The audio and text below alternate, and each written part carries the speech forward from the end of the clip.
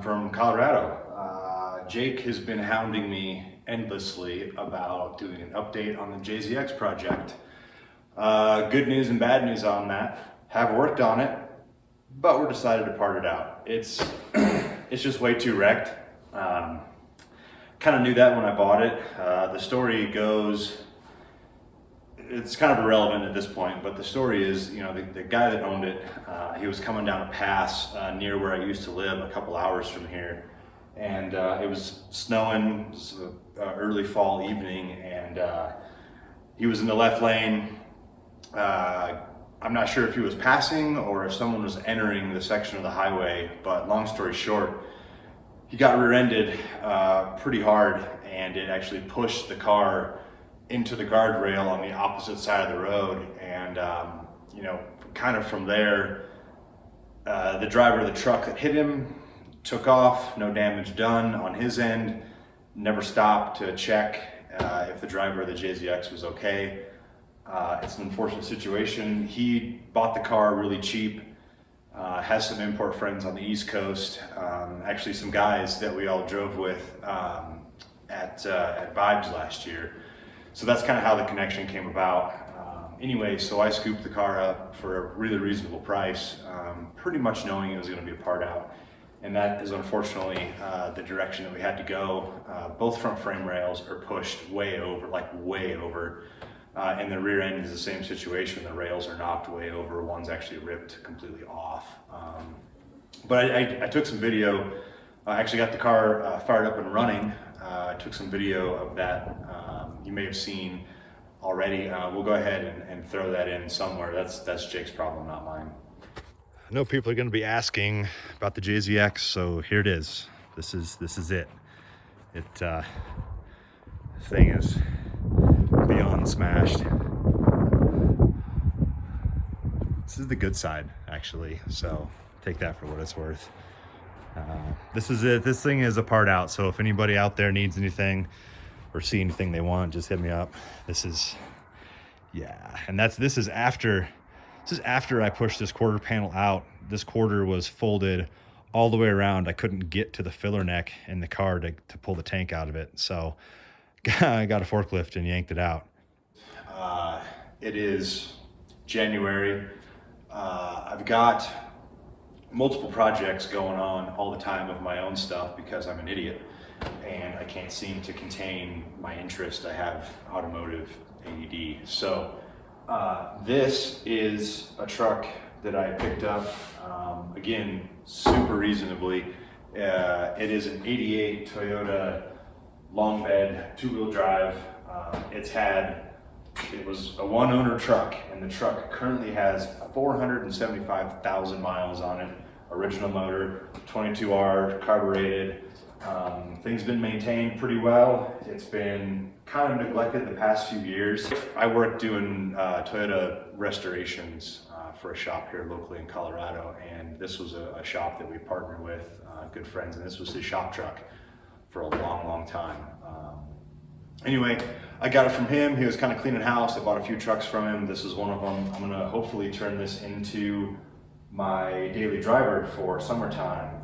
Nothing special. We're just gonna do mild drop on it, probably spindles, control arms, springs and blocks in the back, just keep it real basic. Those of you who don't know me that well, I come from a mini truck background. That's what I know, and actually started drifting in a mini truck before that was even a thing. It's what I had, it's what I could afford, so it's what I got. Even when I was in high school, 240s were expensive and I really couldn't get one. I had a couple of friends that have them. I have a good friend who still has his, and it is a super clean car.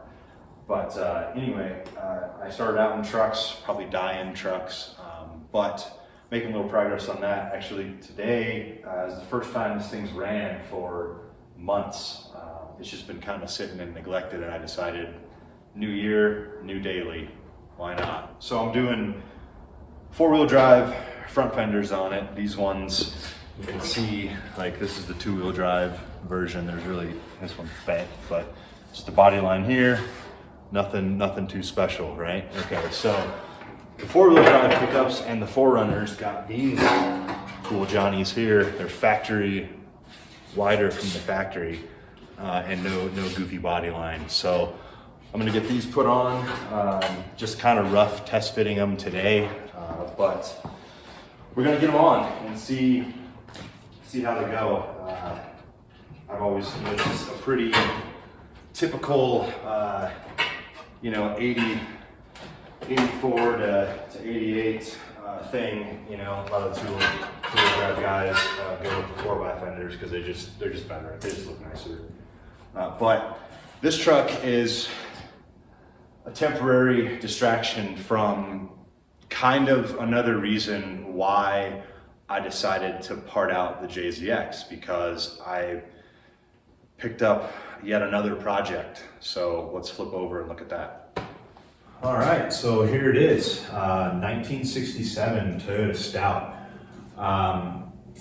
This truck is going to be a really long-term project. I actually started this project with a different Stout a while back. When I moved to Colorado around 3 years ago, I found a Toyota Stout in the southern part of the state. It was his grandfather's truck and his father's truck, and he had it. It'd been sitting. It took him a long time to actually let me come get it from him. I don't think he really wanted to let it go. And when I got it home, I kind of, I assessed what I had, and I decided that, it was kind of too nice of a truck to cut it up. These trucks, they're pretty hard to come by. It took me years and years to find the first one that I bought, and I'd always kind of had my eye out, but no one really paid attention to them. There's not very many of them. I'm not sure of the numbers, but it's got to be like 3,000 to 5,000 of these things actually made it to the States, and I don't know how many are left, but it's not very many. They've gained in popularity over this past year immensely. Like, there's quite a few builds going on right now. There's some that are done. My problem with the first one I bought is the fact that it's extremely rust-free. It's 90% complete. It's missing just a couple of really small interior pieces, but other than that, the truck is all there. And I couldn't really bring myself to cut it up just because they're hard to come by. This is the first, this is Genesis of Toyota mini trucks in the States. Of course there was the Land Cruiser pickups, LB45s, that were, around the same era as this, but this is the first true pickup from Toyota for the States. Anyway, I'm not a huge fan of taking something that's rare and unique and just hacking it to bits for the sake of, doing it because. Not really a fan of that. To each their own, I suppose. But for me, it was more about preservation and kind of taking something that's already cool and, at least in my opinion, something that's already cool, and kind of pushing the envelope with it and turn it into something that's unique, user-friendly, reliable. This is not going to be a track-oriented thing. This is going to be daily driver status, like something I could just hop in, and if the boys are driving US Air next weekend, I'll hop in this on Thursday and just go and just meet everybody there, because everybody knows my cars don't run. So, I'm just kind of there. But I came across this truck through a guy in California. Joe Rawson is his name, and I owe him a debt of gratitude for hooking me up with this, and also another one. So I have 3 of these. I'm gonna need the other one for parts. Long story short, there was another guy in California, LA area, who is a Toyota collector. He had 5 of these. He was cleaning house, they had to go. Joe scooped this one up from him, and then Joe also bought back the first Toyota Stout that he ever owned when he was like 16 or 17 years old. And there's a video on YouTube somewhere of that truck driving around the block. It had a Ford V6 Pinto or Capri motor in it, something. I'm not exactly sure what it was. It was still in there when I got it from him, which is pretty cool. But if we can find that video somewhere, we'll put it in somewhere. I don't know. That's Jake's problem, not mine. But anyway, So another big reason for parting the JZX, besides the fact that it is completely demolished, is that part out is going to go to fund some of the parts for this, namely the swap. This currently has a Toyota 3R. Well, it has half of a Toyota 3R in it. It's a boat anchor, like on a good day. It's useless. There's a couple of really small components I can use for the restoration of the first stout that I bought. But this one is going to get something more fun. We're doing 3 SGE beams with a 6-speed. I found a really low mile one from top tier Japan in Phoenix, Arizona. I talked to Brian, told him what I was looking for, had one there. Pretty fair price considering today's market. I should have bought that swap 2 years ago when I bought the first stout, because it would have been half the price probably. So now that I've said that, I'm sure the market will crash tomorrow and I will have wasted a bunch of money. What are you gonna do? So anyway, playing with this, probably start off with a little bit later model Toyota pickup, or maybe even go into Tacoma frame. Get this cab set on there, see how I like it. It'll probably turn into a rear half build, and maybe, I'm not sure, we might use the factory front section just because there's already companies out there producing lower control arms, drop spindles, all kinds of parts that are already on the market, which will save me some time. I'm not a fabricator, I'm just kind of a guy that likes to play, so I'm not gonna claim to know everything or know what to do, but I know enough to get myself into trouble and kind of end up with something sort of cool in the end.